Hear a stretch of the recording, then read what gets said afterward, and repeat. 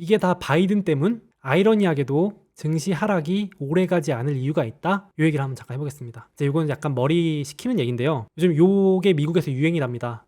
혹시 미국 계신 분들 맞는지 얘기 좀 해주실래요? 요즘에 미국도 전 세계가 물가 급등에 고통을 받는 것 같아요. 하도 유가, 기름 가격이 오르니까, 가스 가격이 오르니까 바이든 대통령 탓을 하는 거죠. 이제 여기다가 밈입니다. 밈. 일종의 유행어 같은 건데 이 스티커를 붙여놓는 게 유행이랍니다. 요즘. 이거 스티커 팔아요. 이렇게.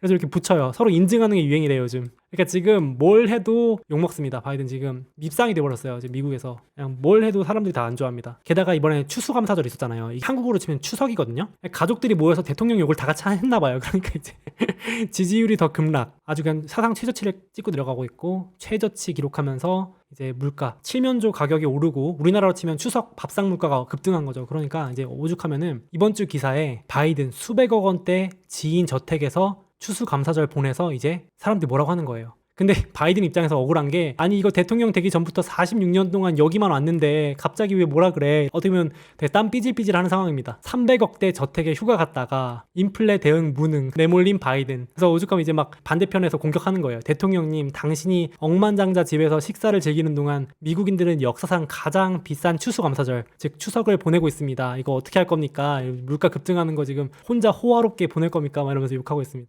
추수감사절 즉 우리나라 치면 추석 만찬 밥상 비용이 식탁 물가라고 그러잖아. 14% 급등했다. 칠면조 가격. 우리나라 지금 치킨 가격인가요?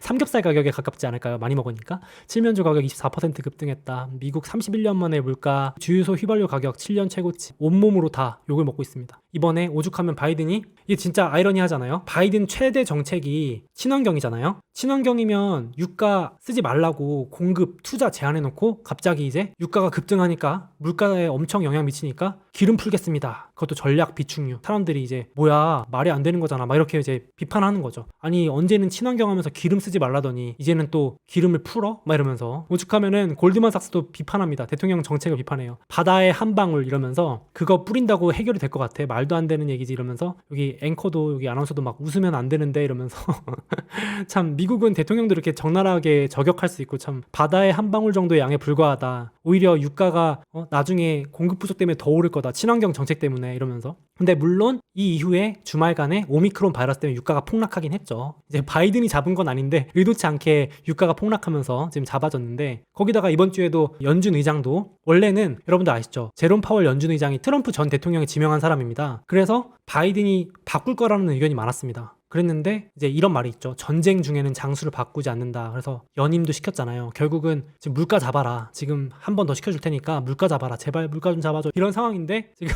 바이든이 이렇게 지지율 내려가고 있는데 한 번 더 대통령 하겠다고 의지를 밝혔습니다. 4년 뒤면은 82세예요. 차기 대선 도전 의지를 밝히고 건강 문제 있는 거 아니냐니까 나 건강해요 이러면서 아주 활기 도시는 모습을 보여주고 있습니다. 근데 이제 지지율 떨어지니까 트럼프 전 대통령이 이번 주에 추수감사절 때 이제 행사에서 대선 나오겠다. 내년도 중간선거에서 가볍게 이기고 24년 기대해라. 이제 이렇게 막 팽팽한데요. 제가 이 얘기를 왜 하냐면은 지금 바이든 입장에서도 지지율 관리 때문에 특히 내년 2022년 갈수록 중간 선거가 있기 때문에 표를 관리 안 할 수가 없습니다. 개인적인 생각인데요. 그래서 주가 관리를 안 할 수가 없습니다. 증시 관리를 안 할 수가 없습니다. 증시가 폭락하게 놔둘 수가 없는 입장입니다. 왜냐하면 트럼프 전 대통령도 오죽하면 뭐라 그랬냐면요. 말끝마다 이랬어요. 나 덕분에 주가 많이 뛰었다. 주식시장 더 오를 거다. 맨날 이렇게 말했어요. 왜냐면은 유권자분들이 주식에 많이 돈이 들어있거든요. 그래서 트럼프도 계속 취임하고 퇴임하기 전까지 계속 주식시장 내가 많이 올렸다 이런 말 했었거든요. 왜냐면은 여러분들 이런 말 많이 들어보셨죠? 미국인들은 주식 비중이 높다. 한국인들은 부동산 비중이 높다. 실제로 진짜 그렇습니다. 제가 이거 볼 때마다 참 놀라운데 미국 개인 투자자들이 주식이 전체 금융자산 중에 거의 절반이 주식일 정도로 주식 비중이 되게 높아요. 그러니까 주식 올려주는 대통령이 알게 모르게 고마울 수밖에 없습니다. 반대로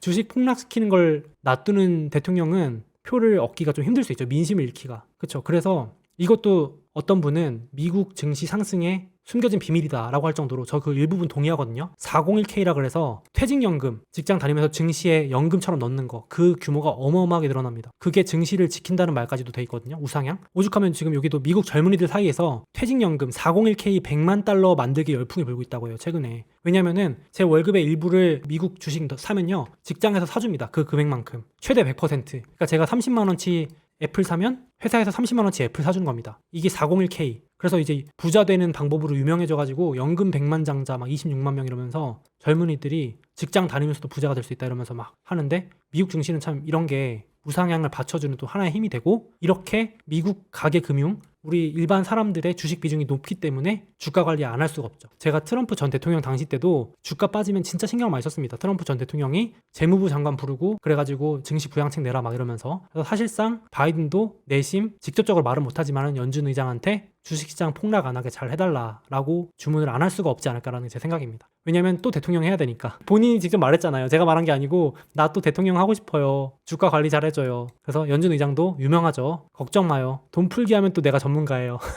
그래서 이미 커뮤니티에선 이런 얘기 나오죠. 아, 왕좌의 게임이 아니고 프린터, 돈 찍어내기의 제왕 연준 의장이다. 만약에 또 뭐 무슨 뭐죠, 오미크론 변이 바이러스로 인해서 증시가 떨어진다? 또 돈 풀어서 들어 올릴 거다. 이게 참 이게 어떻게 보면 경제에는 진짜 안 좋은 얘기일 수 있는데 주식시장에서만큼은 이게 또 먹히는 논리죠. 연준이 구해준다. 돈 풀어서 또 살려준다 이러면서. 그래서 아이러니하게도 2022년 엄청나게 중요한 중간 선거가 있기 때문에 증시가 만약에 하락이 길어진다 이러면 놔두지 않지 않을까. 그래서 한편으로는 미국 증시 우상향에 대한 믿음이 더 있는 것 같습니다, 개인적으로. 참고로 그 2020년 3월 코로나 때도 연준 의장이 나와서 돈 풀기 해서 살린 거잖아요. 2018년 12월 말에도 금리 인상했다가 주가 폭락하니까 연준 의장하고 재무부 장관, 그 당시 문우신 재무부 장관이 나와서 돈 풀 거다, 주식 사라, 이렇게까지 말했었죠. 그러고 와 올랐거든요. 그러니까 이제 또 미국인 개인 투자들이 많이 엮여있기 때문에 만약에 크게 하락장이 온다 그러면 그걸 또 가만 냅두긴 어렵지 않을까라는 개인적인 또 낙관론을 조금 조심스럽게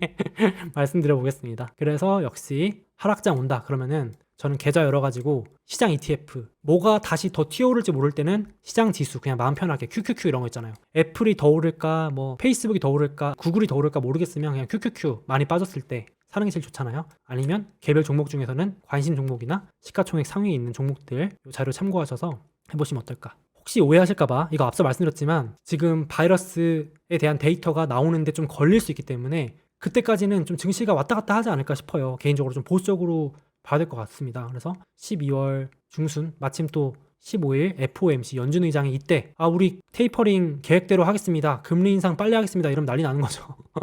근데 이때 만약에 연준 의장이 지금 오미크론 때문에 이거 유가도 어차피 내려갔고 물가 급등도 좀 진정되는 것 같은데 금리 인상 조금 더 지켜봐야겠습니다 라는 말 한마디 해주면 또 증시 확 오를 수도 있고 그런 상황이 되지 않을까. 여기를 지켜볼 것 같습니다. 12월 정도까지 약간 관망하지 않을까 싶습니다. 또 이렇게 말했는데 갑자기 다 급등할 수도 있지만요. 그래서 계획을 나름 이렇게 세워놓고 대응하면 어떨까 싶습니다. 그래서 지금 진짜 한치 앞이 안 보이는 시장입니다. 어떤 사람은 야 변이 바이러스로 이제 또 완전 박살난다 이런 사람 있고 아니다 이제 바이러스 다 대응되는데 왜 그러냐, 백신도 나오고 하는데 이제 그 재료는 다 써먹었다, 조정 핑계다, 그럴 때일수록 좋은 주식에 집중하는 게 낫습니다. 그래서 내가 이걸 왜 샀지 써놓으시고, 저도 뉴스 보면 더 헷갈려요 진짜. 막 어떤 사람은 오른다 그러고 어떤 사람은 내린다 그러고. 그래서 기계적으로 좋은 주식을 우리 그래서 미리 공부해 놓으셨잖아요. 많이 빠질 때 사면 어떨까. 만약에 진짜 10% 넘게 빠진 주식들 나온다 그러면 이제 적극 분할 매수 시작할 준비를 하려고 합니다. 제가 그래서 MDD 넣어놨습니다. 이걸 굳이 보여드린 이유가 얼마나 많이 빠질 수 있는지를 보여드리기 위함입니다. 테슬라 36% 빠질 수 있다는 겁니다. 작년엔 반토막 2번, 3번 났었습니다. 엔비디아도 작년에 30%, 40% 빠졌던 주식입니다. 고속성장주는 변동이 심하다. 이걸 꼭 참고하셨으면 좋겠습니다. 저같이 엔비디아를 이미 들고 있다. 올해 초에 사신 분들은 지금 수익률이 다 100% 넘거든요. 그러니까는 좀 여유롭게 천천히 들어가도 되는 거예요. 많이 빠지면 사고 아니면 말고가 되는 거고. 소몽님 근데 저는 이제 주식 시작해가지고 엔비디아 같은 주식 좀 사보고 싶습니다 하시는 분들은 소액으로 만약에 이거 15%나 10% 빠진 분할 매수 한 번씩 해보시는 건 괜찮죠. 그냥 소액으로 일단 정찰병 이런 걸로. 그럼요, 여기 너무 좋은 주식들이잖아요, 그쵸?